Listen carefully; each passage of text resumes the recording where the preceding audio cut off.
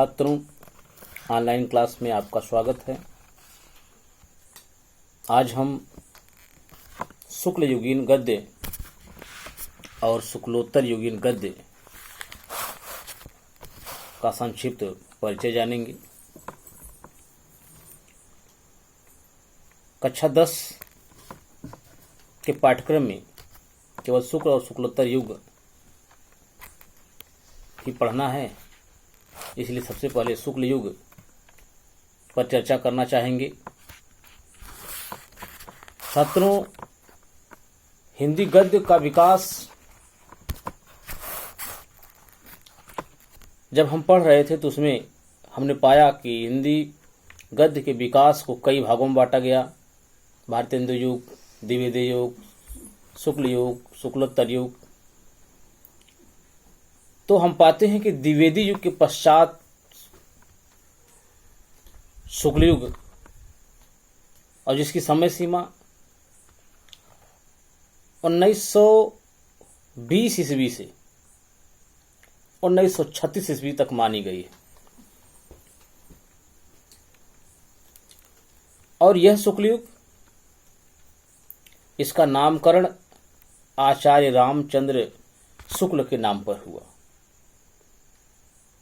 क्योंकि आचार्य रामचंद्र शुक्ल ही इस युग के प्रसिद्ध लेखक रहे। और रामचंद्र के अतिरिक्त भी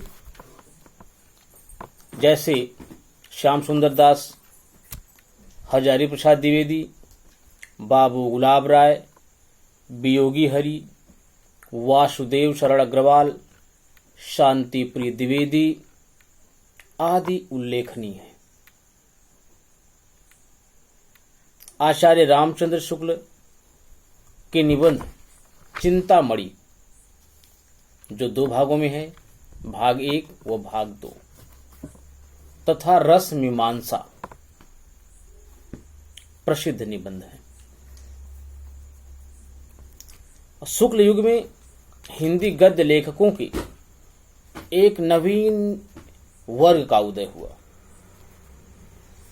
जिसमें वृंदालाल वर्मा, जैनेन्द्र कुमार, हजारी प्रसाद द्विवेदी, नंद दुलारे वाजपेयी, महादेवी वर्मा, रामवृक्ष बेनीपुरी, डॉक्टर रामकुमार वर्मा, सेठ गोविंद दास, निराला, भगवती चरण वर्मा, राहुल सांकृत्यायन, इला चंद्र जोशी, बाबू गुलाब राय, अज्ञेय, माखन लाल चतुर्वेदी व सुमित्रानंदन पंत भी उल्लेखनीय हैं। स्वतंत्रता प्राप्ति के पश्चात तो हिंदी को सभी क्षेत्रों में महत्वपूर्ण स्थान प्राप्त हुआ। स्वाभाविक रूप से ज्यों-ज्यों हिंदी गद्य के साहित्यिक रूपों का विकास होता गया, त्यों-त्यों हिंदी गद्य भी समृद्ध होता रहा, जो अब विकास क्रम की सीमा तक पहुंच चुका है और उसे एक सार्वभौम रूप भी प्राप्त हो गया है। इसी क्रम में अगर हम शुक्लोत्तर युग की चर्चा करें तो शुक्लोत्तर युग को एक और नाम से जाना जाता है, छायावाद उत्तर युग। शुक्लोत्तर युग में कथा साहित्य के क्षेत्र में मार्क्स के समाजवाद, मार्क्स कहने का तात्पर्य कार्ल मार्क्स से है, जिन्हें समाजवाद का जनक माना जाता है, तथा फ्रायड के मनोविश्लेषण का विशेष प्रभाव दिखाई पड़ता है। आज की पीढ़ी के जीवन संघर्ष, आकांक्षाएं, आशाएं, कुंठाएं, विद्रोह तथा नवीन जीवन मूल्यों की तलाश इस युग की कहानियों व उपन्यासों के प्रमुख विषय रहे हैं। कहानी व उपन्यास के क्षेत्र में विशेष प्रयोग धर्मिता दिखाई देती। शेखर एक जीवनी, परंतु, बहती गंगा, सूरज का सातवां घोड़ा, ये सारे उपन्यास ऐसे ही हैं। जैनेन्द्र, अज्ञेय, भगवती चरण वर्मा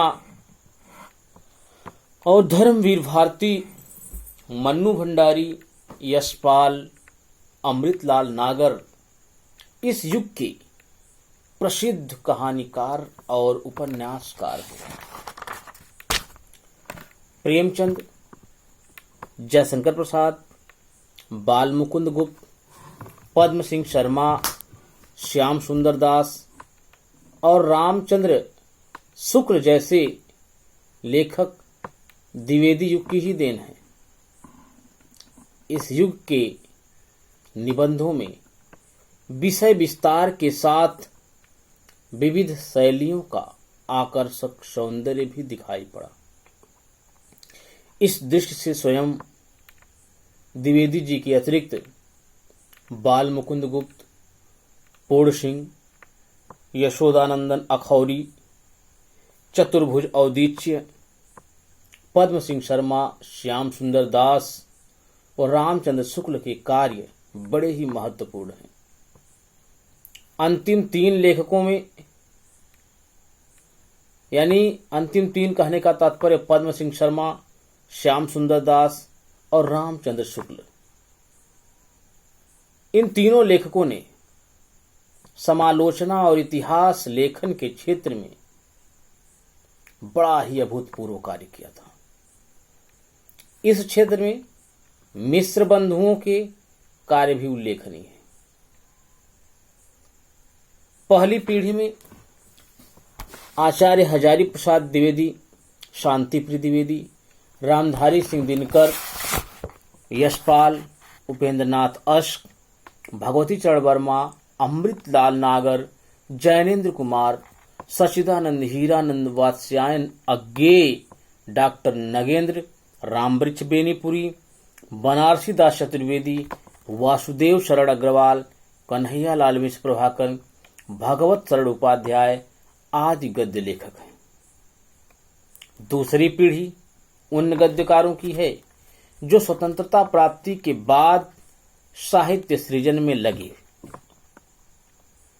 और दूसरी पीढ़ी के लेखकों के नामों की यदि चर्चा कर ली जाए तो उसके अंतर्गत विद्यानिवास मिश्र, हरिशंकर परशाई, फणीश्वर नाथ रेणु, कुबेर नाथ राय, धर्मवीर भारती, शिव प्रसाद सिंह, सितारे हिंद, नहीं शिव प्रसाद सिंह आदि नाम उल्लेखनीय है।